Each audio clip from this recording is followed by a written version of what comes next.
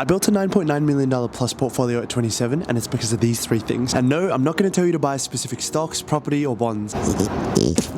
Because most people that focus on those can barely afford to retire by the time they're 50. But by focusing on these, I've been able to soft retire at 25. So the first thing I focused on was content. Now, I know what you're thinking. I know you don't want to be an influencer, but you know that the more people know about your business, the more money you can make. By posting content, I was able to grow my reputation because I didn't have an impressive resume, nor was I born with a famous last name. So the next best thing that you can do in 2026 is build a presence online, aka a personal brand. I started by creating content that solves specific problems. I was a PT at the time, so that included nutrition and training tips. And in the time that I grew from less than 200 to 1,500 followers, we crossed our first $1 million.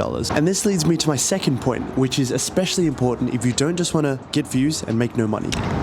You need to have an offer, which is essentially packaging up a problem that you solve for the people in your audience. And this is true for you regardless of what your business is. If you're a web designer, copywriter, or the owner of a cleaning company. Obviously, for me, this was personal training. Now, the third part is so important, but most people ignore it. Once you start seeing that money come in, it is going to be so tempting to want to upgrade your car or your house. So you'll make more and be left wondering, where is all your money going? What my wife and I did back in 2022 was we set a plan and gave our money a job based on when we hit different milestones. We were essentially making a promise with our future selves to continue investing in things that we knew would move us forwards. And trust me, there were plenty of times that we wanted to splurge on that big house by the beach or that pink Porsche that my wife really wanted. But I said, no woman, no cry. But we kept those promises to our past selves, and through that, we've managed to amass a portfolio of over $9.9 million.